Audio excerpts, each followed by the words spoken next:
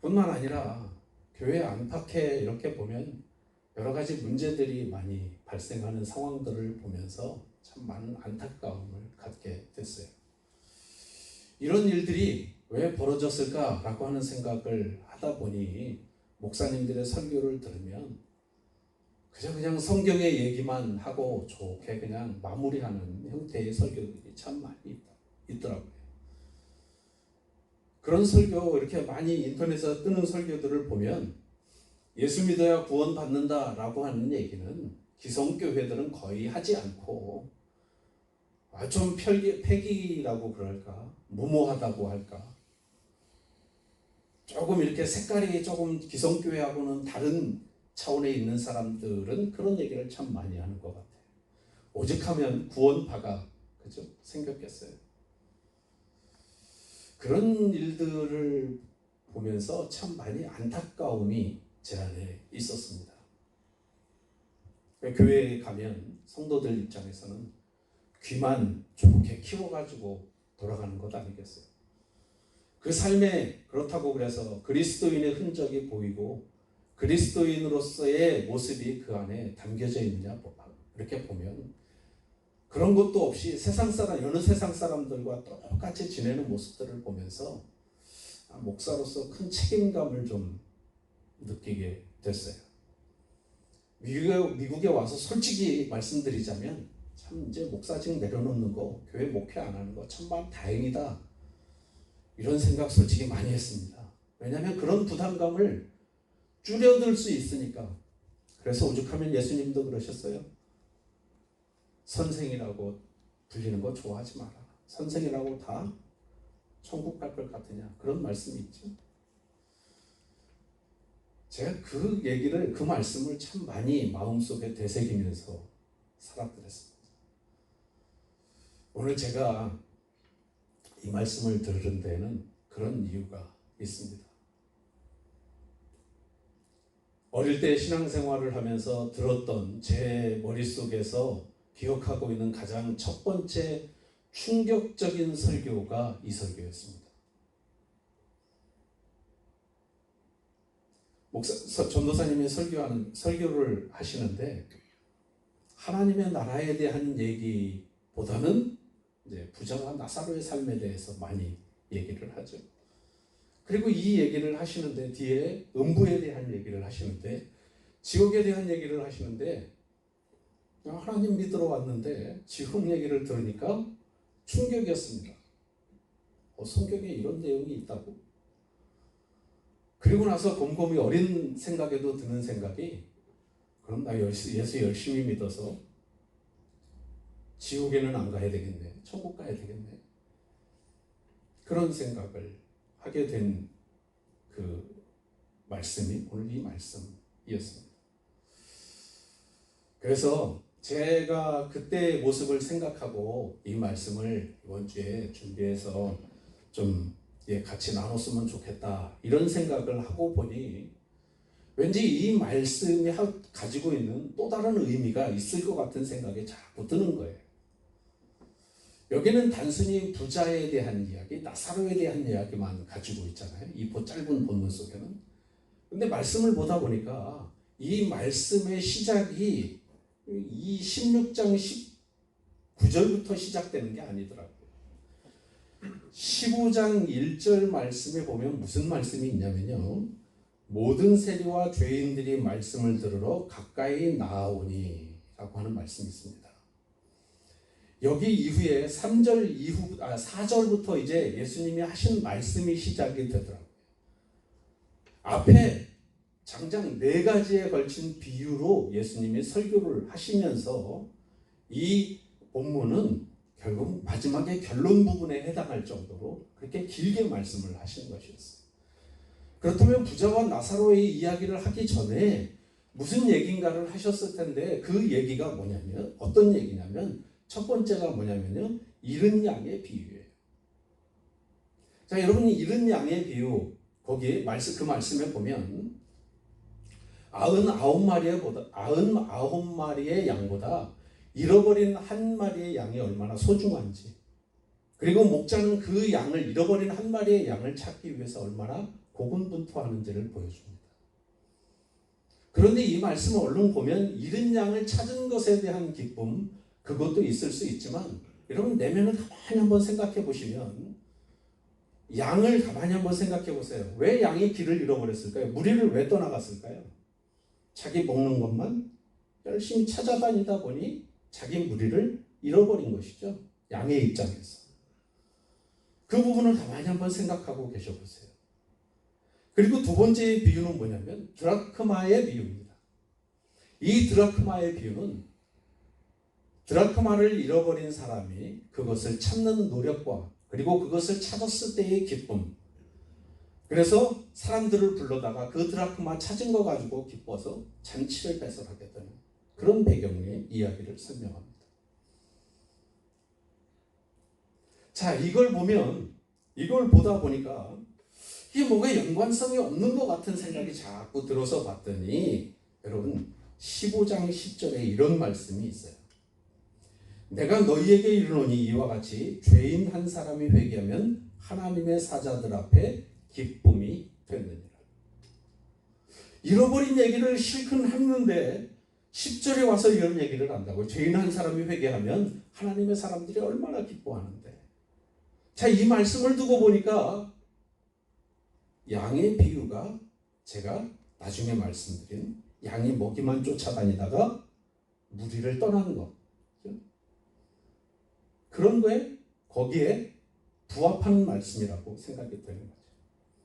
드라크마의 비유 같은 건 찾은 것에 대한 기쁨도 있지만 잃어버린 사람의 책임이 그 사람의 몫이 얼마나 중요한가도 반면에 생각해 봐야 된다는 거죠. 그리고 이후에 나오는 말씀이 우리들이 잘 아는 탕자의 비유입니다. 자, 탕자가 아버지에게 자신의 몫을 요구합니다. 그리고 그것을 가지고 아버지의 집을 떠나서 해외에 가서 허랑방탕하게 그 돈을 모두 탕진한 이후에 그가 어떻게 살았는지를 생각하고 보여주고, 그리고 그가 자신의 삶이 처절하다 못해 한심한 생각이 들어서 차라리 아버지의 집에 가서 일하는 것이, 종으로 사는 것이 낫겠다 싶은 생각이 들어 집으로 돌아오는 것을 얘기하고 있습니다. 우리는 이 말씀을 보면서 말이죠, 이 둘째 아들에 대한 비유만 많이 보게 되고 그 얘기만 많이 해요. 자, 둘째 아들은 어쨌든 탕자라고 하는 표현까지 들 정도로 그 사람의 모습은 우리가 익히 들어서 잘 알고 있습니다. 자, 그런데 조금 놓치고 있는 부분이 있어요. 이 탕자의 비유에서 맏아들의 얘기요. 이 맏아들은 어떤 아들이죠? 실컷 열심히 밖에 나가서 일을 하고 집으로 돌아가는 와중에 있는데 집 쪽에서 막 잔치 소리가 들리고 많은 사람들의 목소리가 들리는 거예요. 집에 와서 하인한테 묻기를 무슨 일이냐 라고 물었더니 하인이 뭐라고 그래요? 당신은 아버지가 당신의 동생이 돌아왔기에 지금 여기서 잔치를 베풀고 있느라고. 맏아들이 이 말씀에, 이 얘기에 화가 났어요. 그래서 아버지를 찾아가서 아버지한테 얘기합니다. 아버지, 이건 너무 하시는 거 아니에요? 아버지가 내가 이렇게 열심히 일하고 이렇게 열심히 집안을 거느리고 열심히 밖에 나가서 일도 하고 이래서 내가 그동안 그렇게 노력한 걸 아버지가 잘 아실 텐데 그런 나를 위해서는 수고했다는 말 한마디 없고 아무 얘기도 없으시더니 밖에 나가서 아버지 자신의 목 다 챙겨가지고 집을 나갔던 저 동생한테는 이렇게 잔치까지 베풀어 주실 일입니까 이게? 이런 얘기를 하죠. 자, 여기에 맏아들의 얘기를 곰곰이 한번 잘 생각해 보세요. 맏아들의 모습과 무리를 떠났던 우리가 흔히 얘기하는 잃어버린 양의 공통점이 뭘까요? 자, 그리고 그 다음 부분에 이제 결국은 16장에 와서 등장하는 얘기가 불의한 청지기에 대한 얘기를 하고 있어요. 이 불의한 청지기가 왜 불의하다고 얘기를 했냐? 이 부분을 보니까 16장 1절에 이런 얘기가 있어요. 청지기가 있는데 그가 주인의 소유를 낭비한다는 말이, 하인의 몫은 뭐죠? 자기에게 주어진 것만 보고 그 주어진 일에만 최선을 다하면 되는 거예요. 그죠? 그런데 이 청지기는 어떤 청지기라고요? 주인의 것이 탐났습니다. 욕심이 났어요. 그래서 그것을 자기 것인 것처럼 사용했다는 겁니다. 낭비하다라고 하는 말이 그런 것 아니겠어요? 내 것도 아닌데 내 것인 것처럼 그냥 갖다가 그냥 막 자기 하고 싶은 대로 막 쓰고 그래요. 그래서 그것 때문에 이 청지기는 일자리에서 잘릴 지경까지 오게 됐어요. 그러니까 이 청지기가 생각하기에, 야, 내가 밖에 나가서 이런 어떤 고생을 하면서 돈을 벌어야 될 텐데 여기만큼 좋은 직장이 없는데, 야, 이거 어떻게 하나 이러고 고민을 하다 보니 번쩍이는 아이디어가 생각났다는 거죠. 그래서 자기 주인한테 빚진 사람들을 모두 불러다가 그 사람들의 빚을 조금씩 탕감해 주는 거예요. 제가 이 부분을 보면서 이해가 안 됐어요. 아니, 도대체 주인의 몫을 100%다 돌려주는 것도 아니고 거기서 깎아가지고 돈을 내라고 그러는데 이걸 보고 잘했다고 칭찬하고 주인이 그런다는 얘기가 이게 맞는 얘기인가 싶은 얘기를 생각이 드는 거예요. 그런데 곰곰이 한번 주인 입장에서 생각해 보세요. 그리고 이 빚진 사람들의 입장에서 또 생각해 보면 이해가 아주 안 될 얘기는 아니에요. 왜냐하면 예를 들어서 내가 갚을 수 없는 만불, 2만불 이상의 돈은 빚진 사람이, 만불은 좀 갚을 수 있을까요? 한 10만불 이상의 빚을 내가 지고 있다고 한번 가정해서 예를 들어보면 은행 쪽에서든지 어디서든지, 아니 당신 우리가 형편 봐서 다 그거 못 갚을 것 같으니까 한 50%만 내고 50%는 없는 걸로 합시다. 이래주면 빚진 사람 입장에서는 기분이 좋겠죠? 그러니까 가서 그러면 더 열심히 일하겠죠? 이때 당시의 상황에서는 빚을 못 갚으면 어떻게 되는 거예요? 그냥 종이로 매이는 거예요. 그런데 그런 일들이 벌어졌다는 건 그 사람들에게, 빚진 사람들에게 어떤 의도를 심어줘서 더 열심히 일해서 그 빚을 다 주인에게 빚진 것을 갚도록 해주는데 거기에 일조했다는 의미로 받아들이게 됐어요. 자, 이렇게 불의한 청지기까지 보다 보니까 14절 말씀에 다시 등장하고 있는 말씀이 있어요. 하시고 있는 말씀이 있어요. 14절 말씀 읽어드릴게요. 바리새인들은 돈을 좋아하는 자들이라. 이 모든 것을 듣고 비웃건을 이랬습니다. 참, 잃어버린 양에 대한 얘기, 드라크마에 대한 이야기, 그 다음에 지금 말씀드린 불의한 청지기에 대한 얘기를 들었는데 갑자기 그 말씀까지 딱 맥을 끝나고 바리새인들은 돈을 좋아하는 자들이다 라고 하는 얘기를 이 말씀에 기록하고 있거든요. 무슨 뜻일까요? 잃어버린 양, 길을 잃었던 한 마리의 양, 그리고 드라크마에 대한 비유, 그 다음에 불의한 청지기에 대한 얘기는 다 누구를 위한 얘기라는 거예요? 바리새인을 향한 얘기라는 거예요. 그렇다면 그리고 마다들 얘기도 보면 여러분, 탕자는 우리가 알고 있는 사람이니까 방탕스러운 사람 인정하고 있으니까 그 사람에 대한 의식은 그렇게 깊이 심어놓지 않지만 마다들에 대한 얘기는 어때요? 감추어진 사람이거든요. 잘 보이지 않는 부분이에요. 근데 이 마다들을 보면 어떤 사람하고 똑같다는 거예요? 바리새인. 자, 그렇다면 바리새인들은 누구하고 같다는 거예요? 교회를 다니지만 아무런 의미 없이 다니고 있는 사람들을 의미하는 거예요. 여러분, 우리가 한국에서 제가 설교 들을 때마다 제일 많이 들었던 얘기가 무슨 얘기냐면 교회 다닌 연수가 중요한 게 아니다. 믿음이 있느냐 없느냐가 구원받고 못 받고를 좌우한다라고 하는 얘기를 굉장히 많이 들었습니다. 그래서 시계추처럼 교회만 왔다 갔다 하는 사람이 되지 말고 하나님의 말씀을 마음에 새기고 믿음을 가져야 한다는 얘기를 굉장히 많이 들었습니다. 우리가 하는 이 비유, 시계추와 같이 교회를 그저 왔다 갔다 하는 사람들이 결국은 오늘 성경에서 누구라고 얘기하고 있는 거예요? 바리새인들이라고 얘기하고 있는 거예요. 바리새인들이 어떤 사람이죠? 잘 아는 대로 정부, 고위 공직자에 해당하는 사람들입니다. 그리고 그들은 어릴 때부터 유대인의 전통을 따라서 난지 8일 만에 할례를 받고 부모의 신앙을 물려받아서 자신들이 최고의 신앙을 가진 사람들이라고 자부할 정도의 사람들이 바리새인들이었다는 것이죠. 그런데 왜 예수님은 그들을 향해서 바리새인들은 돈을 좋아하는 사람이다 말씀하실까요? 그들은 교회를 오랫동안 다니기는 했지만 그 안에 믿음이 없다는 거죠. 그걸 지적하고 있는 겁니다. 그러니까 시계추처럼 왔다 갔다 하는 신앙을 가진 사람들, 그리고 바리새인들은 믿음이 없는 사람들이다라고 얘기를 하는 거예요. 그러면서 19절에 오늘 이 본문이 등장하고 있는 겁니다. 자, 그렇다면 이제 짐작이 어느 정도 되시나요?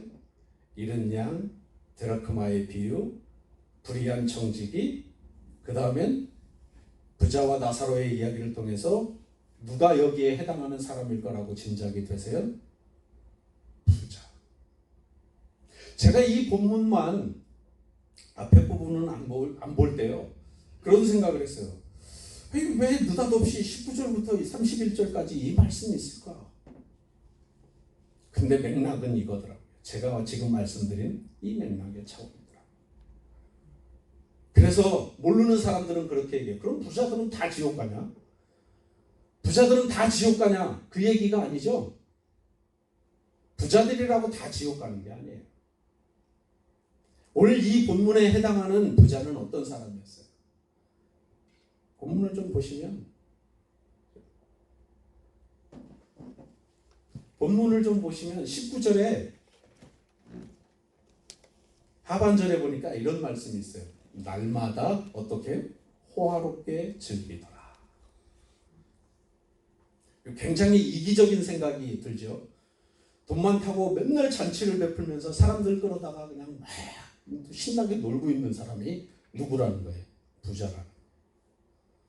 자, 그런데 20절 말씀에 보니까 어떤 말씀이 있냐면, 그런데, 이게 앞에가 중요하다는 게 아니죠.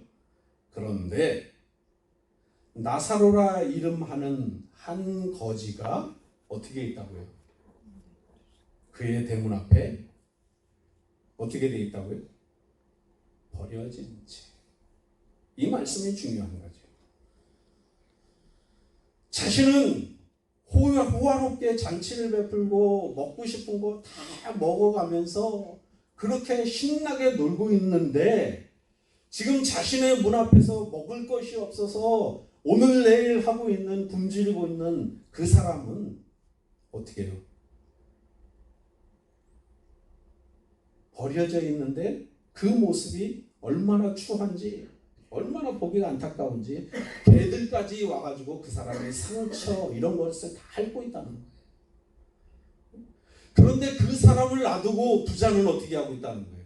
그 사람한테 신경도 쓰지 않고 관심은 이만큼도 없은 채 자신의 베풀고 있는 잔치, 자신의 먹을거리, 자신의 위치 이런 것만 중요해서 그것만 오로지 신경 쓰고 있다는 거예요.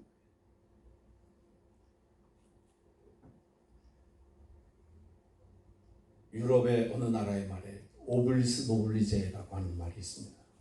가진 자의 사회적 책임이라고 하는 말인데, 그만큼 뭔가를 누릴 줄 알고 그만큼 사회에서 뭔가 큰 위치, 어떤 위치를 찾았으면 더 이상 자신을 위해서가 아니라 누구를 위해서요? 공공을 위해서 뭔가를 할 수 있는 사람이 돼야 된다. 미국 와서 처음에 이렇게 프리웨이 타기 전에 보면, 그죠? 남루한 옷차림의 노숙자들 많이 있어요. 그죠? 처음에 와서 많이 주머니에서 그냥 꺼내서 줬습니다. 어떤 분이 같은 차를 타고 가다가, 제 차를 타고 가다가 제가 그분한테 돈을 줬더니 아니, 박 목사, 저 사람들이 그거 가져가면 술을 먹든지 마약을 하든지 그럴 텐데 그거 뭐하러 줘? 제가 그래서 그랬어요. 이 얘기가 좀 긴 얘기인데 거두절미하고 이것만. 어떤 분이 옛날에 제가 똑같은 상황에서 어려운 국가에 가서 이렇게 선교 헌금을 좀 큰 돈을 줬더니 그 사람의 주머니에서 그 돈을 싹 꺼내더니 뭘 사겠다고 하면서 당신들도 좀 도와달라고 이렇게 지폐를 내밀었어요. 그거에 너무 화가 나서 이거 쓸 때 안 쓰고 뭐 이런 걸 사는 데 쓴데 이런 생각에 제가 분노를 금치 못해서 차를 타고 오는 동안에 화가 이만큼 나 있었습니다. 내가 그 돈 보느라고 얼만큼 고생을 하면서 모은 돈인데 저런 돈을 세상에 이러면서 있었더니 옆에서 어떤 전도사님이 표정이 읽혔던가 봐요. 저한테 하시는 말씀이 왜 전도사님 화나? 성질나? 그래요. 그래서 네 그랬더니 그거 저기 전도사님 돈이라고 생각하니까 그렇게 화가 나고 아깝고 그런 생각이 들지. 그거 우리는 할 때 한 거잖아. 그걸 쓰는지는 그 사람의 몫이지. 우리가 그거 헌금했다고 그 사람이 그것까지 어디에다 써야 되고 그런 것까지 우리가 컨트롤할 정도는 아니다.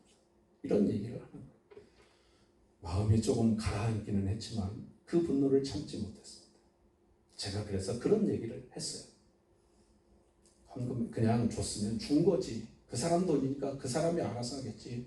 그 사람이 어디에 쓰고 말고는 내가 더 이상 상관할 일이 아니지 않겠냐고. 그랬더니 아무 얘기를 못 하더라고요. 여러분 그냥 나눠주는 건 그냥 나눠주는 겁니다. 나누는 건 그냥 나누는 거예요. 그 사람이 함께 그 시간에 있어서 행복할 수 있으면 그걸로 우리는 할 몫을 다한 것 아니겠어요? 자, 노블리스 오블리제는 바로 이런 차원의 얘기입니다. 그런데 부자를 보면 그런 걸 상상할 수 있어요? 아니죠. 아마 모르긴 몰라도 날마다 호화롭게 즐겼다라고 하는 이 단어 속에 담겨진 의미는 자신의 위치와 자신의 그 사회적인 어떤 그 형편에 맞는 사람들과 더불어서 먹었을 거라는 얘기지, 먹고 즐겼을 거라는 얘기지.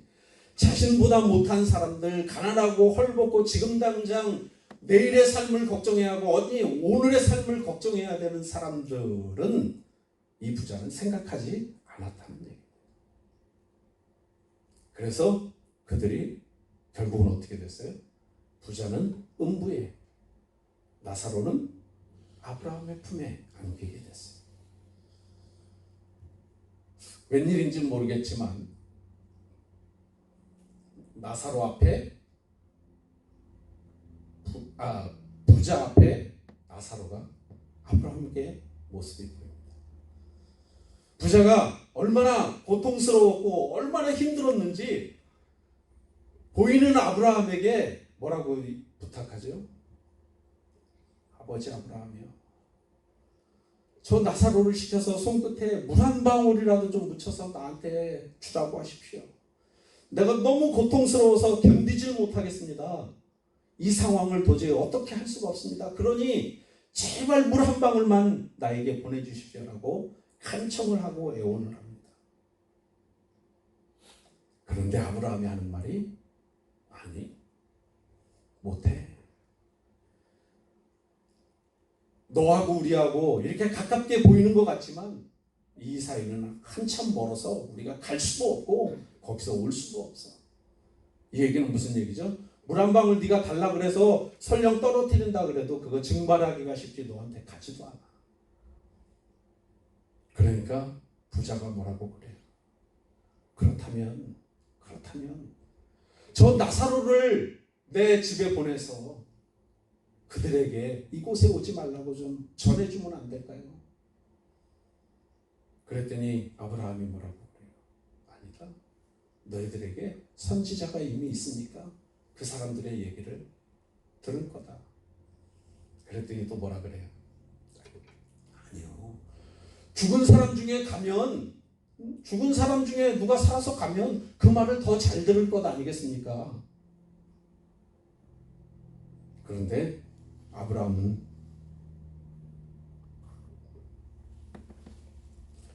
죽은 자 가운데서 살아나는 자가 있을지라도 권함을 받지 아니하리라. 이게 무슨 뜻이죠? 아니, 이제 됐어, 끝났어. 들을 사람은 선지자가 얘기해도 들을 것이고, 그러니까 너 관심 갖지 마. 이런 얘기로 오늘 이 말씀을 끝내고 있습니다. 자, 여러분, 사람들이 최근 들어서 가장 많이 제가 듣고 있는 얘기가 무슨 얘기냐면요. 에이, 하나님이 사랑의 하나님이시라면서요. 아니, 그렇게 사랑이 많으시다며 그런 분이 세상에 지옥을 만들어 놓으셨겠어요? 있으려면 천국만 있겠지. 이런 얘기 제가 번번이 듣습니다. 요즘 세상이 하도 이상하다 보니 교회 안에 이런 이단적인 사고를 가진 사람들이 있어요. 이걸 뭐 신자유주의라 그러든가 뭐 다원주의라 그러든가 뭐 그렇던데요. 여러분, 다원주의는요 기독교가 아닙니다. 잘 들으세요. 제가 필로신학교에서 화가 났던 것 중에 하나가, 제가 따지지를 못해서 그게 좀 가슴에 남아있지만 필로신학교에서 들을 때 그 얘기를 들었어요. 캐나다의 어느 부족이라 그러든가 뭐 동남아의 어느 부족을 갔더니 선교사가 선교하려고 갔더니 이미 그들이 복음을 들어서 알고 있더라. 그 증거를 보니 십자가 문양이 된 게 있더라. 이런 얘기를 해요. 처음엔 그걸 들을 때 그렇구나 그렇게 들었는데 나중에 생각해 보니까 이게 바로 다원주의예요. 모든 종교는 통해서 끝이 하나다. 아닙니다, 여러분. 우리가 믿는 하나님은 오직 유일하십니다. 신명기에서 그걸 말씀하고 있죠. 자, 이런 걸 자꾸 들으면서 생각해 보니까 오늘 이 말씀을 전하지 않고는 안 되겠는 거예요. 천국과 지옥은 있습니까, 없습니까? 있습니다. 자, 오늘 본문은 그렇다 쳐도 예수님이 하신 말씀이니까 또 넘어가서 보면 고린도후서 12장 1절에서 4절 말씀에 보면 바울이 거기에 삼층천에 대한 얘기를 하고 있어요. 삼층천에 대한 얘기를, 갔다 온 얘기를 하는데 마치 바울 자신이 갔다 온 것처럼 얘기하는 게 아니라 내가 잘 아는 사람 중에 삼층천에 갔다 온 사람이 있는데 그것은 이렇대더라. 그런 얘기를 전하고 있어요. 바울도 삼층천에 대한 얘기를 하고 있다는 겁니다. 오늘도 부자와 나사로의 이야기를 통해서 보면 분명히 천국과 지옥은 존재한다는 것을 말하고 있는 거예요. 어떤 사람이 그렇다면 천국에 가느냐, 어떤 사람이 지옥에 가느냐. 지금 예수님의 중심 핵심은요, 잃은 양과 같은 바리새인, 드라크마를 잃어버린 여인 같은 사람들, 그 다음에 불의한 청지기와 같은 사람들, 돈을 사랑하는 사람들, 그리고 그 사람들을 실족하게 했던 사람들은 전부 다 연자맷돌을 메우고 바다에 던져지는 것이 낫다라고 하는 말씀이 17장에 말씀하고 있습니다. 오늘 본문이 그러니까 어디서 끝나는 거냐면요, 17장 10절에서 끝나는 거예요. 15장부터 시작된 말씀이 장장 이 하나님 나라에 대한 얘기를 하고, 너희들이 실족하게, 누군가를 실족하게 한다든지, 너희들이 하나님 곁을 떠나거나 하나님 품을 떠나면 부자처럼 지옥 형벌을 받을 수밖에 없다라고 하는 얘기를 하고 있는 겁니다. 그렇다면 부자처럼 안 되려면, 음부에 떨어지지 않으려면 어떻게 살아야 한다고요? 결국 믿음이 있어야 한다는 걸 말씀하고 있는 거예요. 자, 여러분, 오늘 이제 그 뒤에 말씀인데요, 17장 5절 말씀에 보면 이런 얘기를 사도들이 듣고 있다가 질문을 이렇게 합니다. 사도들이 주께 여짜오되 우리에게 믿음을 더하소서. 자, 지금 부자와 나사로 얘기까지 다 듣고 보니까, 그리고 실족하게 했으면 연자맷돌을 메고 차라리 던져지는 게 낫다.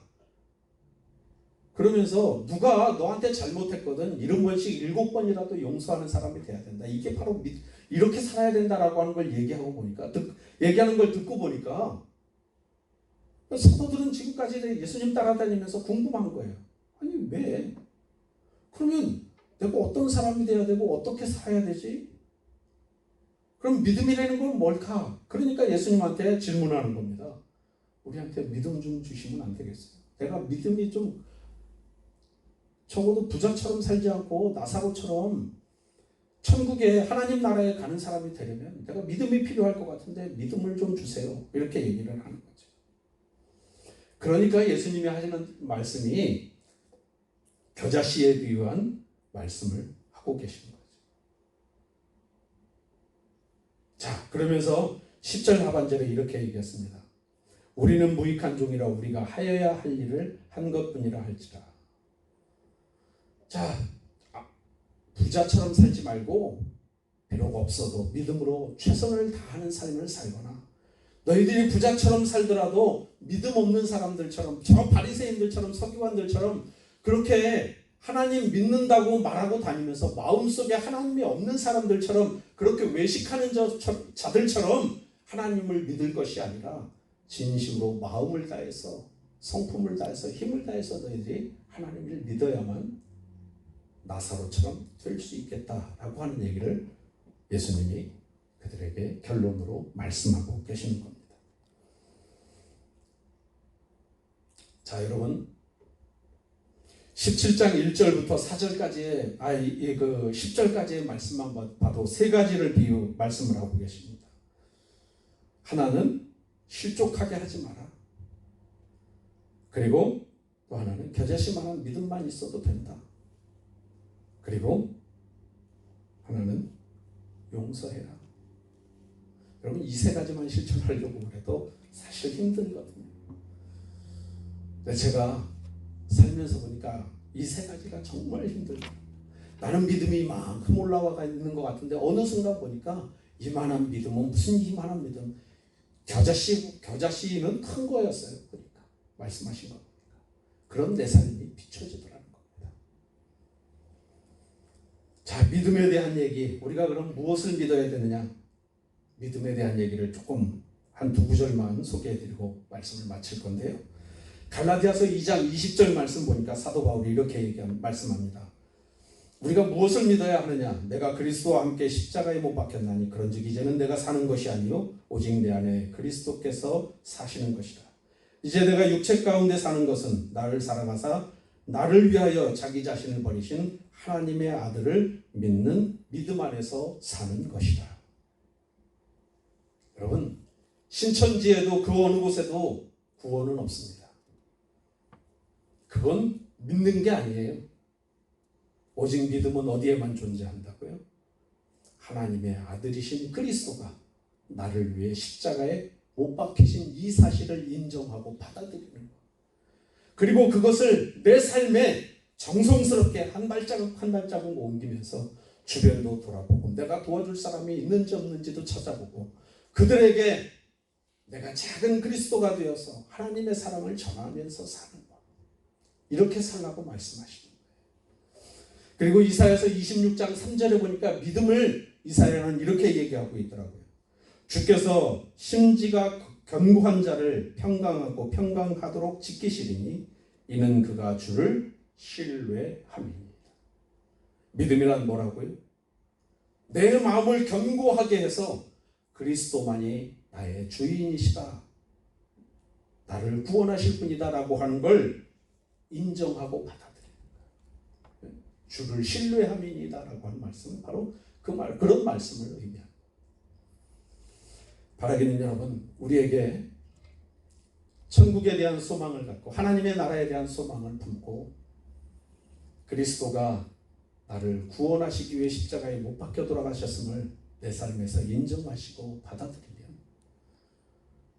받아들이고 사시면서 하늘의 소망을 두고 살아갈 수 있는 우리 성도들이 되실 수 있기를 주님의 이름으로 부탁을 드립니다. 제가 한번 그런 얘기를 들었어요. 누군가한테. 제가 지금도 그 생각하면 참 눈물이 앞을 가려요. 열심히 교회 생활을 한 것 같은데 에이, 지옥이 어디 있어? 제가 아까 말씀드렸죠. 있어. 천국과 지옥 성경에서도 얘기하는데 왜 못 믿어? 그랬더니 에이, 지옥 있으면 지옥 가고 말죠. 이런 얘기를 하더라고요. 교회 다니는 사람들이